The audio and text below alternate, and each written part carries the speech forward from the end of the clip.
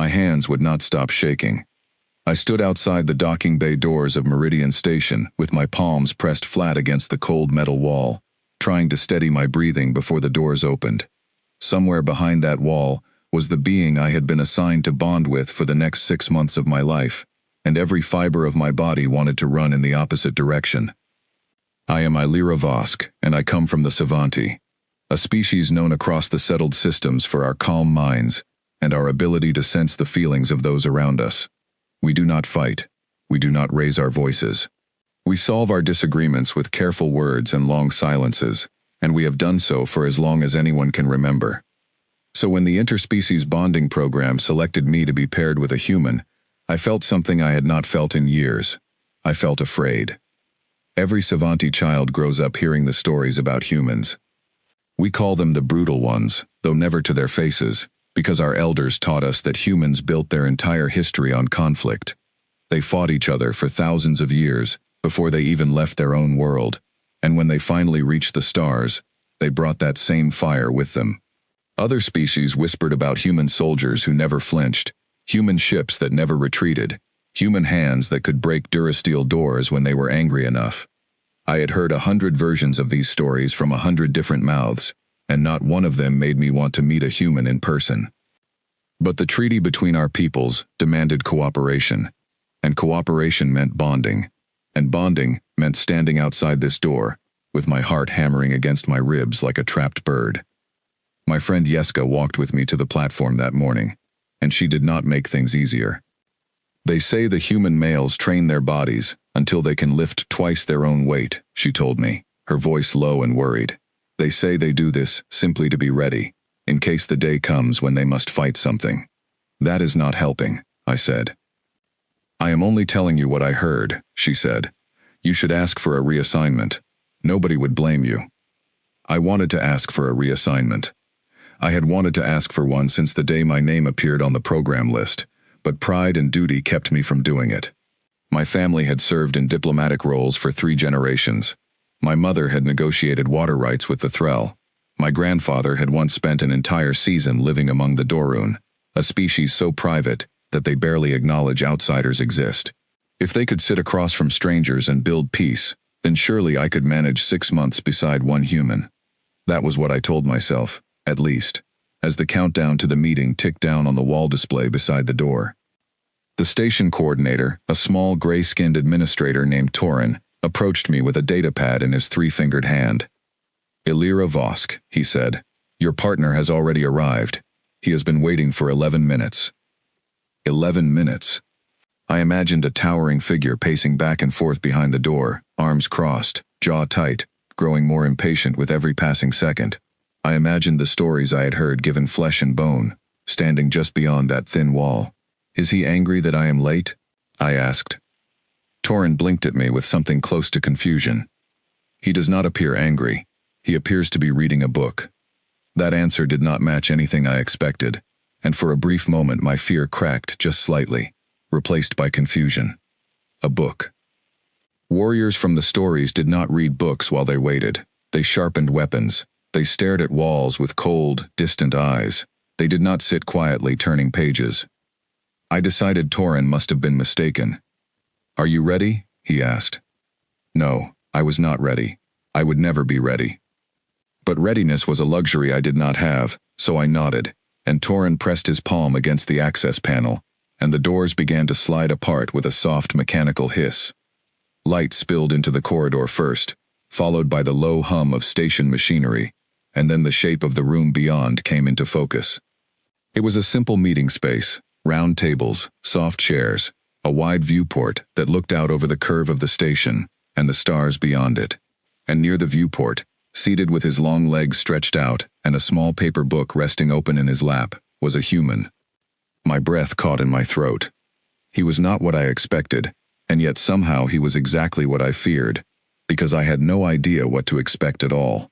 He was tall, taller than any Savanti I had ever stood beside, with broad shoulders that filled out the plain gray shirt he wore. His hair was a dark, unruly brown, falling slightly over his forehead, and his skin held the kind of weathered tone that suggested time spent under real sunlight, rather than the artificial glow of station lighting. His hands, resting on the pages of his book, looked strong enough to do exactly the kinds of things Jeska had warned me about. Every instinct in my body told me to step back. Then he looked up. His eyes were a warm shade of brown, and the moment they met mine, something shifted in his expression. He did not stare with cold calculation the way the stories described. He did not narrow his gaze or set his jaw. Instead, his eyebrows lifted slightly, and the corner of his mouth curved upward in something that looked almost shy. He closed the book gently and set it aside, then rose to his feet in one smooth motion. I tensed, my whole body bracing for something, though I could not have said what, but he simply stood there for a moment, hands loose at his sides, and offered a small, careful bow of his head. "You must be Alira," he said. His voice was low and even, carrying none of the sharp edges I had imagined. "I'm Owen Hale." I opened my mouth to respond, and found that no words came out. He seemed to notice my hesitation, because his expression softened further, and he took a single step back, widening the distance between us, rather than closing it. "I heard some of your people were nervous about this," he said. "I figured I'd try not to make it worse by getting too close too fast." That was not something the stories had prepared me for. The brutal ones, according to every tale I had ever heard, took what they wanted without asking.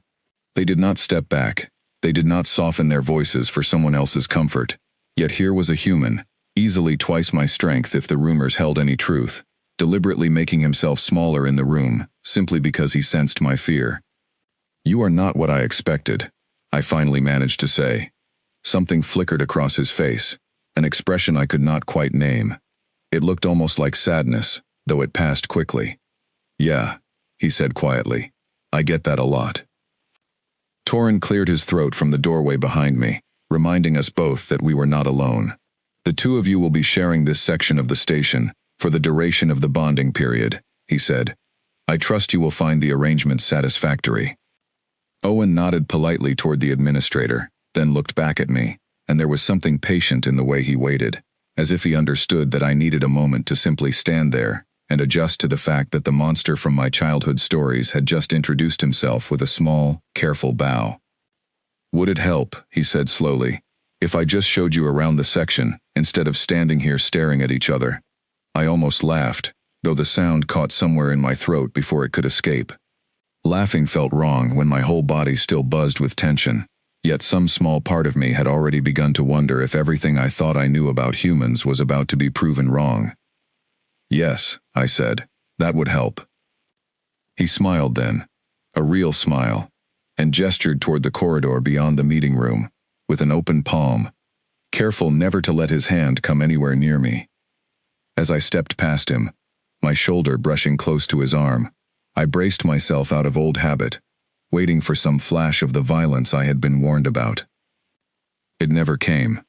Instead, he simply matched my pace, walking slightly behind me, rather than beside me, giving me space I had not asked for but somehow needed. And as the door closed behind us, and we moved deeper into the section that would become our shared home for the next 6 months, I found myself wondering, for the very first time since my name appeared on that program list, whether everything the Savanti elders had taught me about humans might be built on nothing more than fear of something they had never bothered to understand. I did not know yet how wrong I truly was. I did not know that the quiet man walking behind me carried a kind of strength no story had ever properly described, a strength built not for conquest but for protection, and that before our 6 months together ended, I would come to understand exactly why humans earned their fearsome reputation, and exactly why that reputation, spoken with dread by every species but their own, was the greatest misunderstanding in the history of the stars. But that understanding was still ahead of me. For now, I simply followed him down the corridor, one careful step at a time, my heart still racing, though for reasons that had already begun to change. The section of the station Owen led me through was smaller than I expected, just a common room, 2 sleeping quarters, and a narrow kitchen area with a window that looked out over a slow drift of distant asteroids. He walked me through it quickly, pointing out where things were kept, careful to keep several steps of distance between us the entire time, as if he had decided on his own that closeness was something I needed to choose, rather than something he would force upon me. "Your room is this one," he said. stopping beside a door near the end of the hall. I figured you'd want the one with the window. Mine doesn't have much of a view, but that's fine. I don't sleep a lot anyway. Why would you give me the better room? I asked. The question came out before I could stop it, sharper than I intended. He shrugged, a small, easy motion of his shoulders. You're the one who has to live with me for 6 months. Seemed like the least I could do. I studied his face for any sign that this was a performance, some careful mask worn to lull me into comfort before the real nature beneath revealed itself.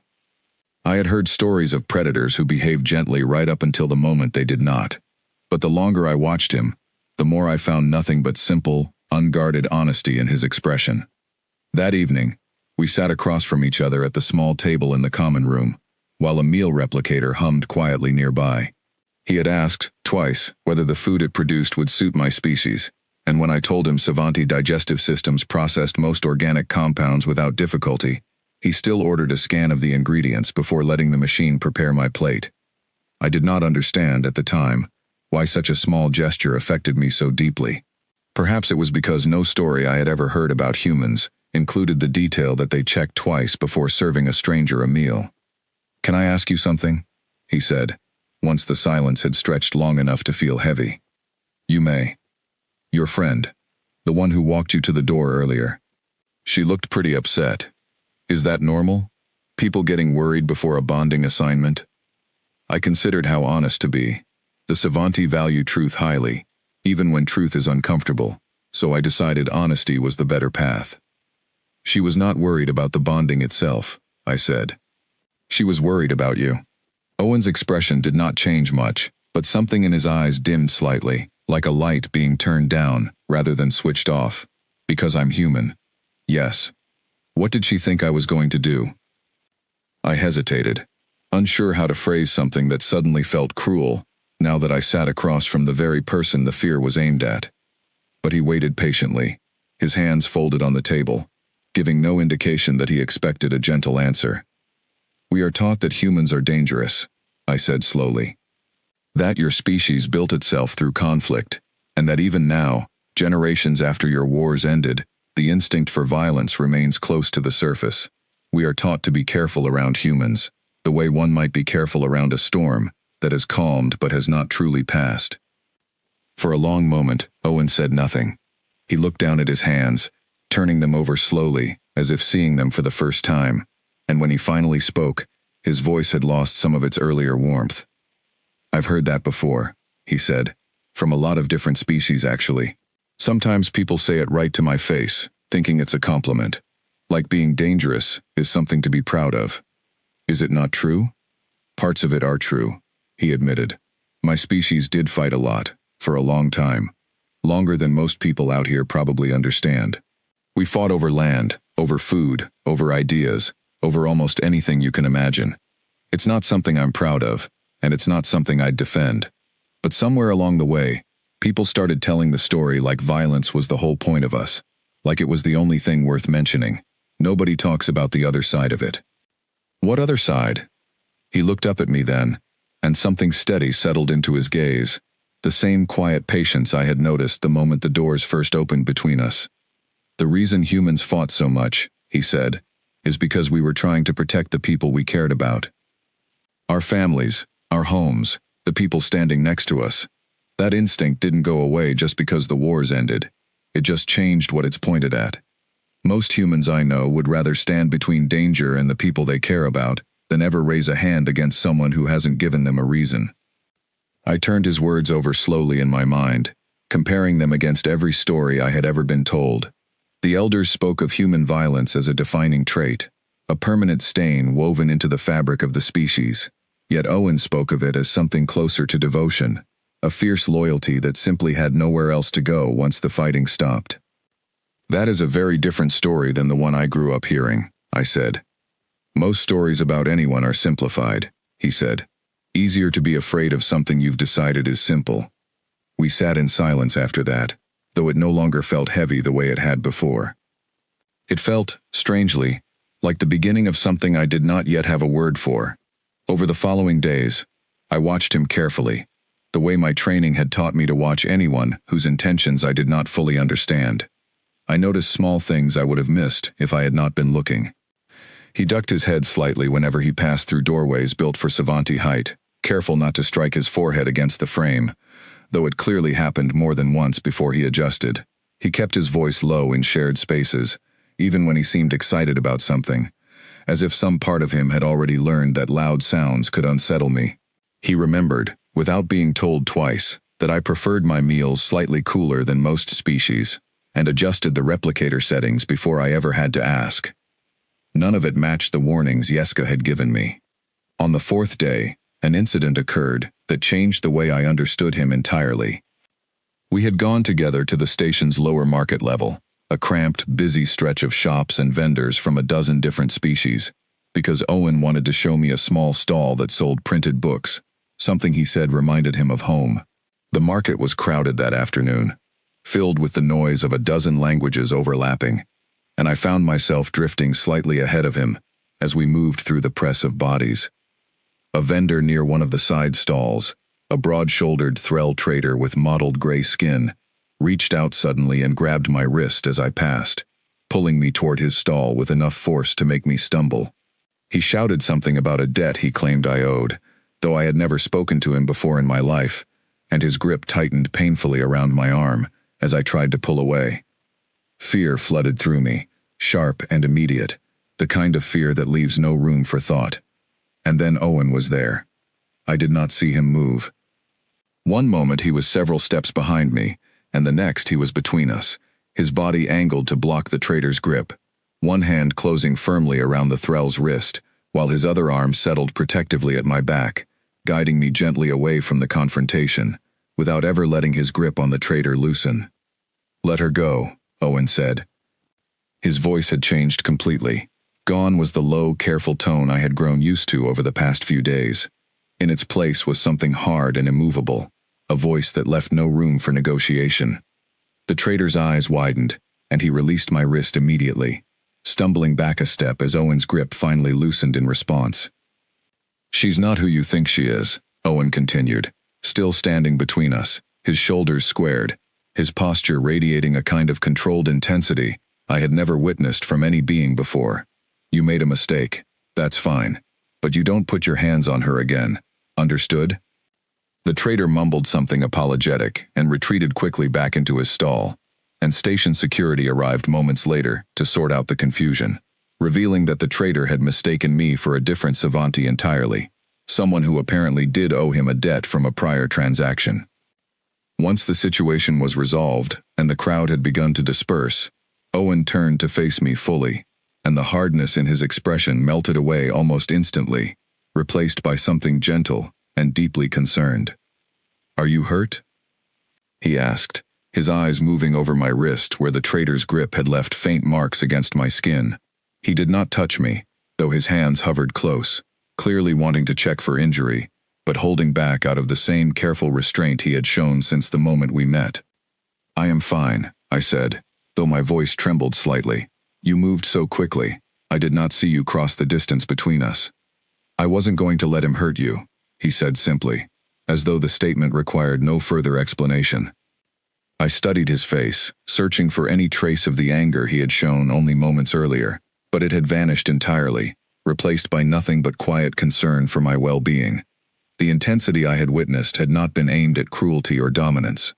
It had been aimed entirely at protection, controlled and precise, gone the instant the danger passed. "That was the first time I have seen you angry," I said. "That wasn't anger," he said. "Not really. Anger is losing control. That was something else." "What was it then?" He considered the question for a long moment before answering, his eyes drifting briefly toward the spot where the trader's stall still sat, quiet now, the confrontation already fading into the ordinary noise of the market. "It was making sure nothing happened to you," he said. "That's all it ever is." We walked back to our section of the station in silence after that, though it was a different kind of silence than before, filled not with fear, but with a slow, unraveling understanding. Every story I had been told about humans painted their strength as something wild and uncontrolled, a force that could turn on anyone at any moment.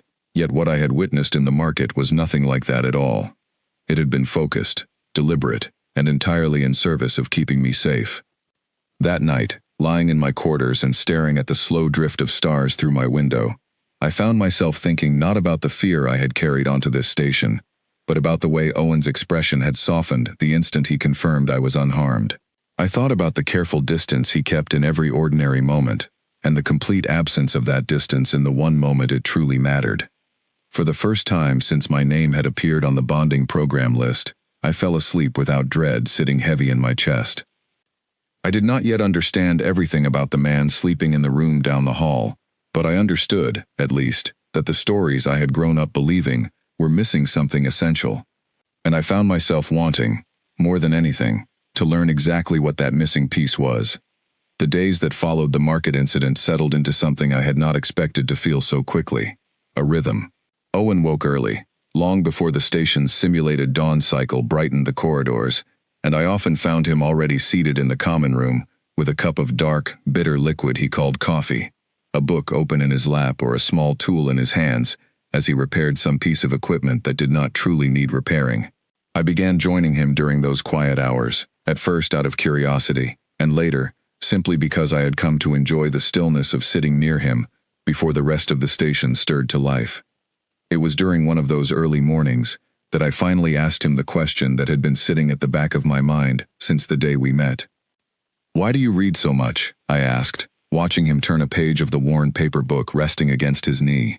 "Every time I see you unoccupied, you have a book in your hands." He glanced up, a faint smile touching the corner of his mouth. "Habit, I guess." Where I grew up, books were easier to come by than most other things. My grandmother kept a whole room full of them. When things got loud in the house, I used to go sit in there and read until it got quiet again. Loud how? His smile faded slightly, though it did not disappear entirely.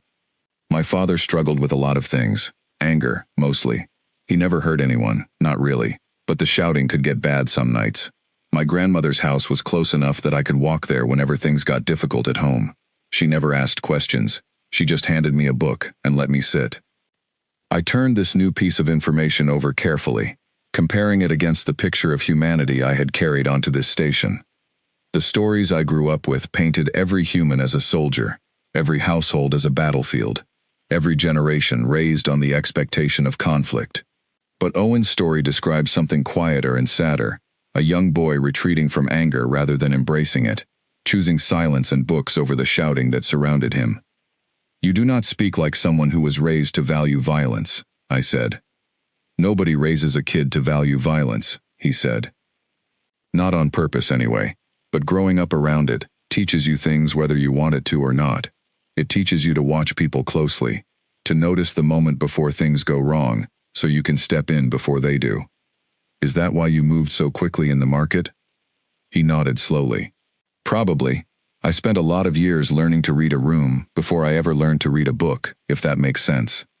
I found myself wanting to know more, not out of the cautious suspicion that had driven me during our first days together, but out of something closer to genuine interest. Over the following weeks, our conversations grew longer, stretching from those quiet mornings into the evenings as well. And slowly, piece by piece, Owen shared a version of human history that no Savanti teacher had ever presented to me. He told me about the long centuries before humans reached the stars, when their world was divided into hundreds of separate nations, each with its own language, its own beliefs, its own fears of the others. He told me about wars that lasted generations, fought over land too small to justify the cost, and about the slow, painful process by which his species eventually learned to set those divisions aside. He spoke of it honestly, without excuse, admitting the darkness of that history without flinching away from it. But he also told me about the parts no story I had heard ever mentioned. He told me about human parents who worked themselves to exhaustion so their children could have better lives. He told me about soldiers who, even during the worst of their conflicts, risked everything to pull strangers from burning buildings on the other side of their disputes.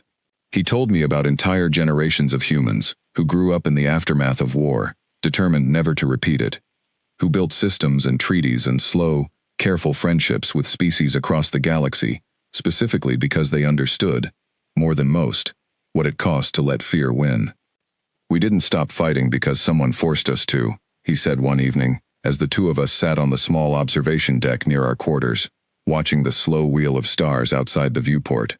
We stopped, because enough of us finally understood what it was costing. That understanding didn't come easy. A lot of people died before it did. Then why do other species still fear you the way they do? He was quiet for a long moment, his eyes fixed on some distant point among the stars. Because it's easier to be afraid of a simple story than to understand a complicated one, he said finally. We're not the only species with a violent history, Alira. We're just the ones who never bothered to hide it. Other species tell prettier stories about themselves. We tell the ugly parts too, because pretending they didn't happen never helped anyone learn from them. That honesty struck something deep within me.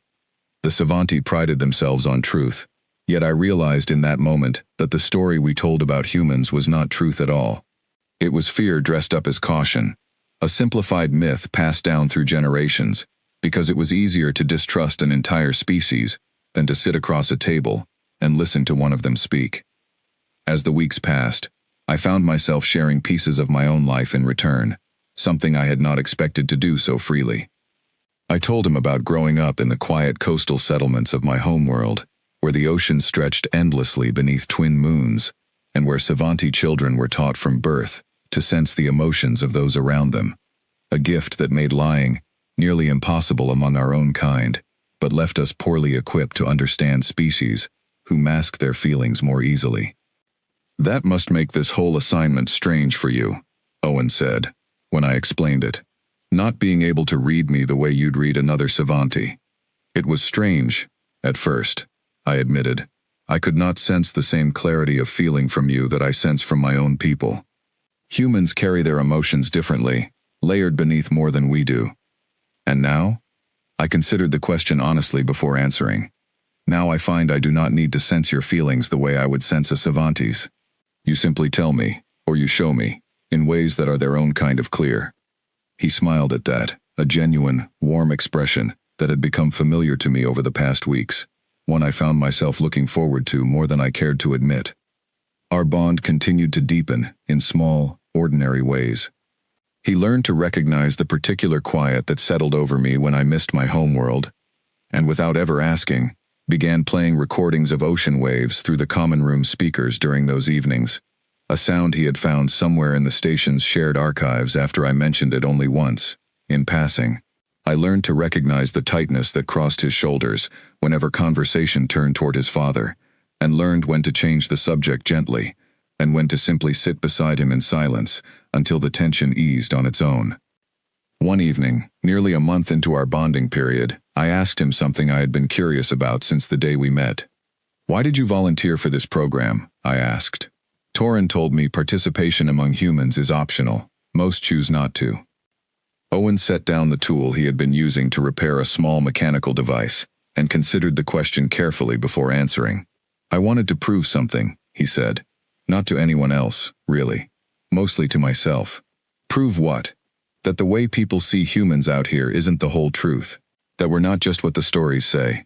I figured the only way to actually prove that was to show up, be exactly who I am, and let someone see it for themselves instead of just hearing about it secondhand." "Did you know I would be afraid of you?" "I figured someone would be," he said. "I didn't expect it to hurt as much as it did, seeing it in your eyes that first day. But I understood it. I've seen that look before." Something in his voice, quiet and a little worn, made my chest tighten in a way I did not fully understand at the time. I realized, sitting there across from him, that the fear I had carried onto this station, the fear that had followed generations of my people whenever they spoke of humans, had cost him something every time he encountered it. Not anger, not resentment. Just a tired, familiar kind of hurt, the sort that comes from being misunderstood again and again, by people who never gave themselves the chance to learn otherwise. "I am sorry," I said quietly, "for how afraid I was, that first day." "You don't need to apologize," he said. "You didn't know me yet. Now you do." "Now I do," I agreed, and found, to my surprise, that the words carried a warmth I had not expected to feel toward a human, not after a lifetime of stories that painted his entire species as something to dread.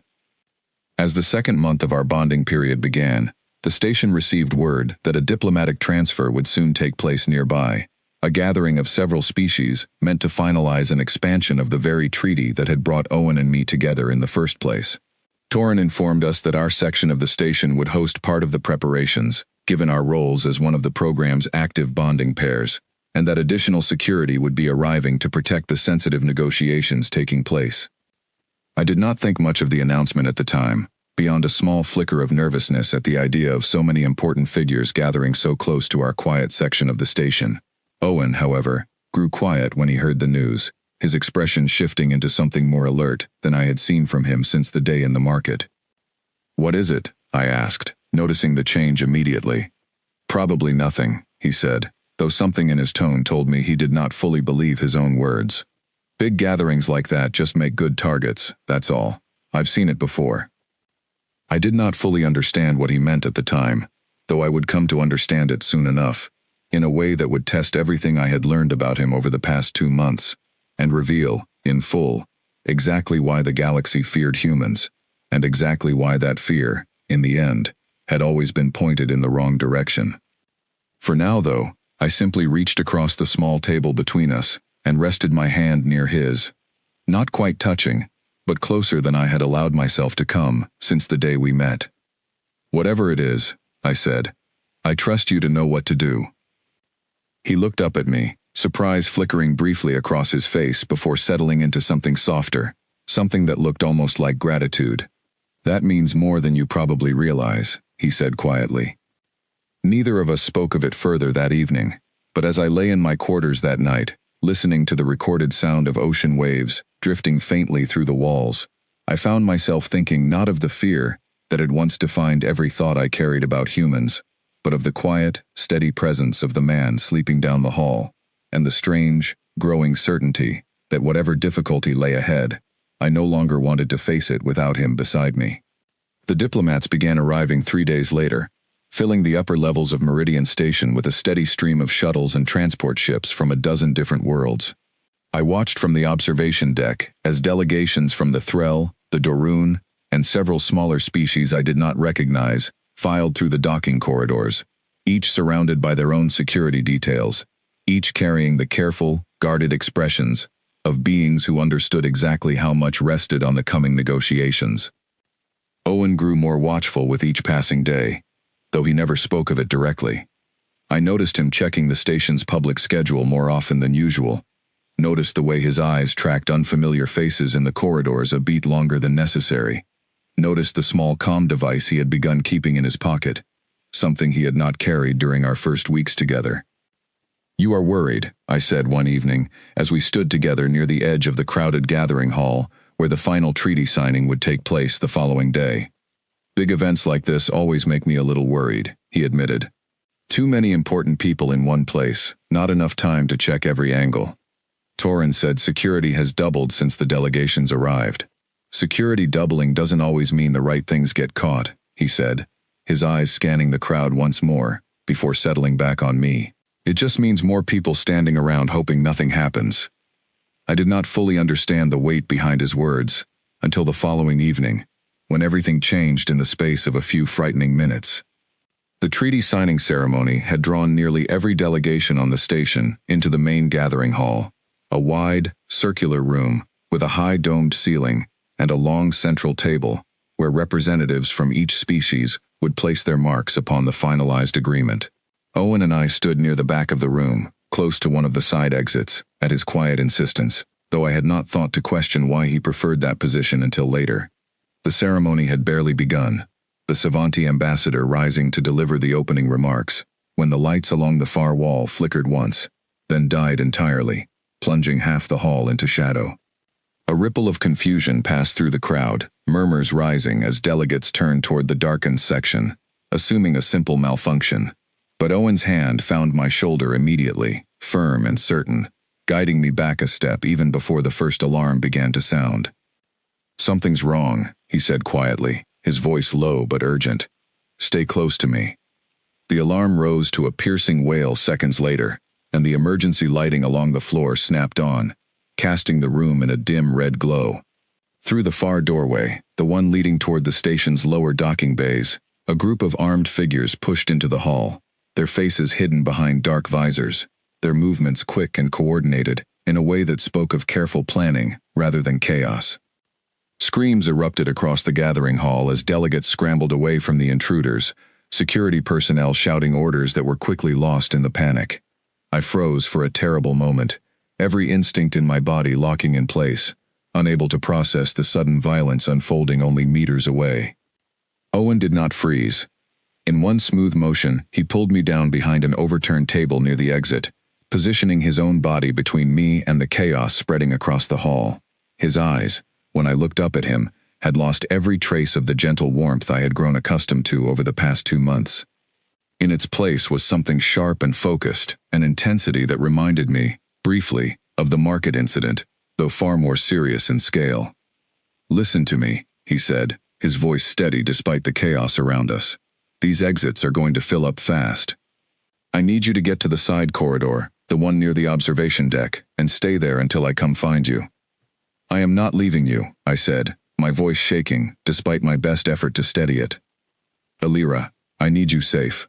I can't focus on stopping this if I'm worried about where you are." Before I could argue further, one of the armed figures spotted our position and moved toward us, weapon raised. Owen's reaction was immediate, faster than anything I had witnessed from him before. He rose from behind the table in a single fluid motion, closing the distance to the intruder before the figure could adjust their aim, and in a matter of seconds had disarmed them entirely, using controlled, precise movements that left the attacker on the ground and the weapon secured in Owen's own hands. It happened so quickly that I barely had time to process it before Owen was crouched beside me again, breathing hard but otherwise unshaken. "Go," he said, pressing me gently but firmly toward the side corridor. "Now, please." This time I listened, my legs carrying me toward the observation deck, even as my heart screamed at me to stay near him. I pressed myself against the wall of the darkened corridor, watching through the narrow gap of the doorway, as the scene in the hall continued to unfold. The intruders, I would later learn, were a group of raiders, known across several systems as the Corin Collective, opportunists who had planned to use the chaos of the treaty signing to seize hostages among the gathered delegates, hoping to extract ransom from a dozen governments at once. They had disabled the main security network in advance, expecting an easy path through a hall full of diplomats unaccustomed to defending themselves. They had not expected Owen. I watched him move through the chaos with a kind of controlled precision that stole the breath from my lungs, not because it frightened me, but because it revealed, in full clarity, everything he had told me during our long evenings together. He was not fighting out of anger, nor out of any desire to harm.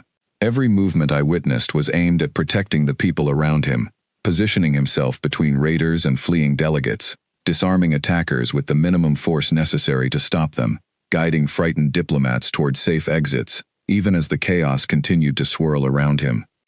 At one point, a raider grabbed the elderly Dorun ambassador, dragging the frail figure toward the center of the hall as a shield against the arriving station security forces. Owen crossed the distance between them in seconds, his focus absolute, and within moments, the ambassador had been pulled free, safely delivered into the arms of station medics, while the raider found himself restrained and disarmed before he fully understood what had happened. It was not brutality I witnessed in those chaotic minutes. It was something else entirely, something the stories I grew up with had never once described.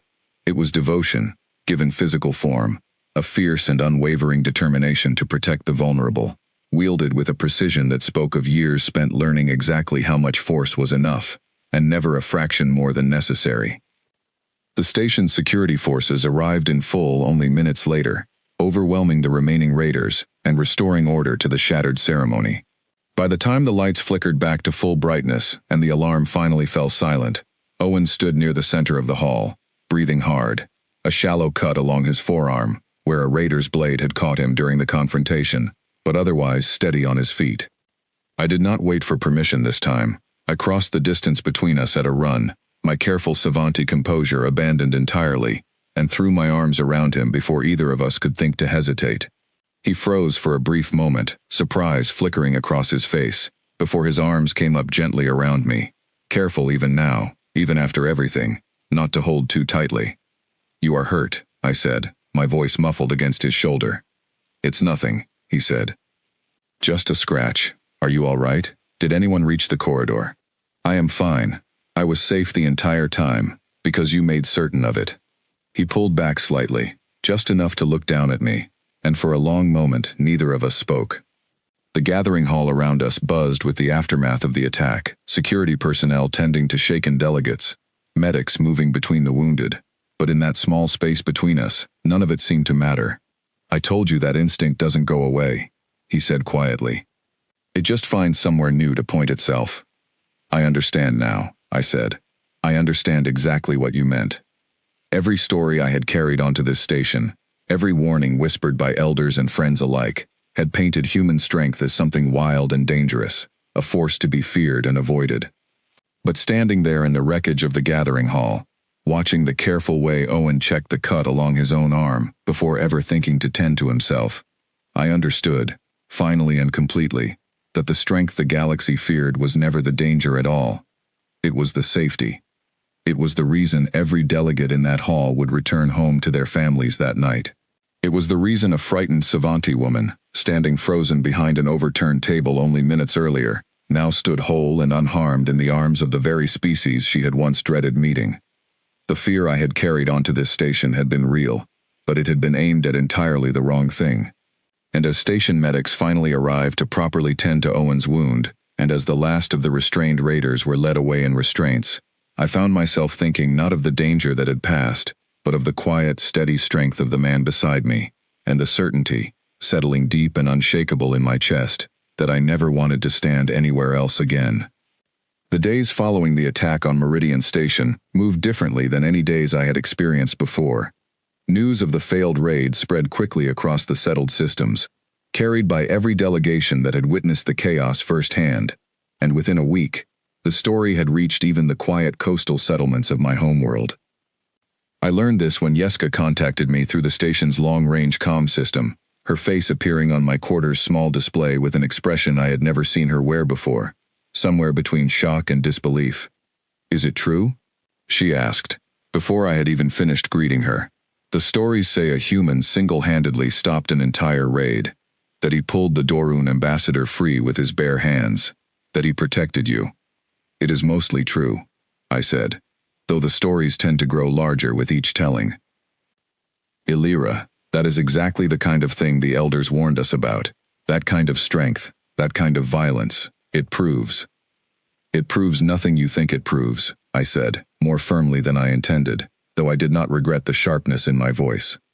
"Yeska, I was there. I watched every moment of it. He did not raise his hand against a single person who had not already threatened someone else first. Every action he took was in service of protecting people who could not protect themselves." Yeska fell silent for a long moment, studying my face through the display, with the same careful attention she used to study any unfamiliar situation. "You have changed," she said finally, "since you left." "I have learned something," I said. "Something I do not think our people fully understand. Not about humans, and perhaps not fully about ourselves either." "What is that?" I considered the question carefully before answering, wanting to find words that carried the full weight of everything I had come to understand over the past 2 months. "We fear humans because their strength is visible," I said, "because it announces itself in ways ours does not. But strength that protects is not the same as strength that destroys, and we have spent generations failing to tell the difference." Yeska did not respond immediately, and I did not press her further. Some understandings take time to settle, and I remembered well enough how long it had taken me to arrive at my own. In the weeks that followed, the bonding program administrators requested a formal account of the attack from both Owen and myself, given our proximity to the raid and Owen's direct role in ending it. I sat beside him during the long debriefing sessions, listening as station officials asked careful, probing questions about his training, his background, the instincts that had allowed him to react so quickly, while trained security personnel scrambled to catch up. He answered every question with the same quiet honesty I had come to expect from him, never exaggerating his actions, never downplaying them either, simply describing what had happened as plainly as he could. When one official asked whether he had been afraid during the confrontation, he considered the question for a long moment before answering. "I didn't have time to be afraid for myself," he said. "I was afraid for the people in that room who couldn't defend themselves." "That's different." The official noted something on their data pad and moved to the next question. but I found myself watching Owen's face carefully, noticing the slight tightness around his eyes, the tiredness that had settled into his shoulders since the attack. He had saved dozens of lives that night, yet he carried the weight of it, not like a hero basking in recognition, but like someone quietly relieved that the worst had not happened, and quietly troubled by how close it had come. That evening, once the debriefing finally concluded, and we returned to the quiet of our shared section of the station, I found him sitting alone on the small observation deck, staring out at the stars, without any book in his hands, the first time I had seen him without one since the day we met. I sat down beside him without a word, close enough now that our shoulders nearly touched, a distance that would have felt impossible only weeks earlier. "You are still thinking about it," I said. It was not a question. "Yeah," he admitted. "Keep running it back in my head, wondering if I could have gotten to the ambassador faster, wondering what would have happened if I'd been standing somewhere else in the room when it started." "You saved him," I said gently. "You saved everyone in that hall." "I know," he said. "Doesn't stop the thoughts, though." I studied his profile in the soft glow of the stars beyond the viewport, understanding, perhaps for the first time, the true cost of the strength he carried. It was not something worn easily, despite how effortless it had appeared in the moment. It was a weight, carefully managed, quietly carried, and rarely acknowledged by anyone outside the small circle who bothered to look closely enough to see it. "May I tell you something?" I asked. "Always." When I first arrived at this station, I believed the greatest danger I would face during this bonding period was you, I said. I spent the entire journey here, dreading the moment I would have to stand in a room with a human, certain that some violence lived beneath your calm surface, waiting for a reason to emerge. "I remember," he said quietly. "I could see it in your eyes." "I understand now that I was searching for the wrong thing," I continued. "I was so afraid of the strength I had been warned about that I nearly missed the gentleness that strength was built to protect. You are not dangerous, Owen. You are the reason danger fails to reach the people around you." He turned to look at me then, and something in his expression shifted, the tiredness easing slightly, replaced by something warmer, something that had been growing steadily between us since the day the doors first opened, and I found him reading quietly by the viewport. "That might be the nicest thing anyone said to me since I got out here," he said. "It is simply the truth," I said, "and my people value truth above nearly everything else." We sat together in comfortable silence after that, the stars turning slowly beyond the viewport, and for the first time since arriving on Meridian Station, I felt no trace of the fear that had once defined every thought I carried about the man beside me. The remaining months of our bonding period passed more quickly than I expected, filled with the same quiet mornings and long evening conversations that had slowly reshaped everything I once believed. Word of the attack and Owen's role in stopping it continued to spread through diplomatic circles, and slowly, carefully, I noticed a shift beginning among the delegations that passed through the station, a willingness to look past the old stories and consider the possibility that humanity's reputation had never told the full truth. When the 6 months finally concluded, and the bonding program administrators gathered both of us for the closing ceremony, I found myself standing before a small crowd of station officials and fellow program participants, asked to share a few words about my experience, as was tradition for every completed pairing. I looked out at the gathered faces, many of them savanti, many of them carrying the same cautious uncertainty I had once carried myself, and I thought carefully about what I wanted them to understand. "When I arrived on this station 6 months ago," I said, "I was afraid. I had grown up hearing stories about humans, stories that painted an entire species as something to fear, something built entirely from violence and conflict. I believed those stories completely, because I had never been given a reason to question them." I paused, finding Owen's eyes in the small crowd, steady and warm, watching me with the same quiet patience he had shown from the very first moment we met. "I no longer believe those stories," I continued. "Not because they were entirely false, but because they were incomplete. Humanity's history holds real darkness, and I do not ask anyone to pretend otherwise. But that same history holds something else, something rarely spoken of in the stories that travel between our worlds. It holds a devotion so fierce that it reshapes itself into protection, wherever it finds people who need defending. I have seen that devotion firsthand. I have been kept safe by it, and I believe, with everything I have learned during these 6 months, that the galaxy fears the wrong half of what makes humans who they are. A quiet murmur passed through the gathered crowd, and I saw Yeska among them, her expression no longer carrying the worry it once had, but something closer to understanding. After the ceremony concluded, Owen found me near the edge of the gathering hall, and for a long moment neither of us spoke, simply standing together in the quiet aftermath of everything the past 6 months had built between us. "So," he said finally, a familiar, easy smile tugging at the corner of his mouth, "the dreaded brutal human turned out all right, huh?" "You were never brutal," I said. "You were simply misunderstood, by an entire galaxy too afraid to look closely enough to see the truth." "And you? Are you still afraid?" I considered the question, though the answer had settled firmly in my chest long before he asked it. "No," I said. "I am not afraid of you, Owen Hale. I have not been afraid of you for a very long time." "What are you then?" I reached out, closing the careful distance he had maintained between us since the very first day, and let my hand rest against his, no longer hesitant, no longer uncertain. "I am grateful," I said. "And I find that I do not wish for this bond to end, simply because the program has concluded." Something flickered across his face, surprise giving way quickly to something warmer, something he did not try to hide. "I was hoping you'd say that," he said, "because I wasn't planning on going anywhere." The bonding program officially concluded that evening, but Owen and I remained together on Meridian Station long after the other participants returned to their respective worlds, choosing, deliberately and without hesitation, to continue what 6 months of careful mornings and quiet evenings had built between us. In the years that followed, I returned often to my home world, and each time, I made a point of sharing our story with anyone willing to listen, chipping away, conversation by conversation, at the old fear that had shaped generations of savant belief.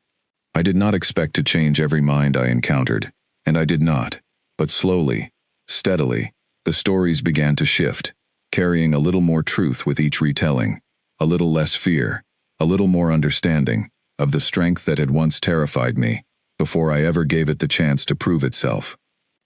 I think often about that first day, standing outside the docking bay doors with my hands shaking, certain I was about to meet the very embodiment of every warning I had ever been given. I think about the quiet man I found instead, seated calmly with a book in his lap, careful to keep his distance, patient enough to let my fear dissolve on its own rather than forcing it away. The galaxy warns you about humans, long before you ever meet one. It tells you to be careful, to be cautious, to expect violence lurking just beneath a calm surface. What it never tells you, what no story ever properly captures, is the quiet, unshakable loyalty that same strength is capable of, the fierce and gentle devotion that asks for nothing in return, except the chance to keep the people it loves safe. I did not find a monster on Meridian Station. I found the truest kind of strength the galaxy has ever produced, and I have spent every day since being endlessly grateful that fear did not win the day I first stepped through those doors.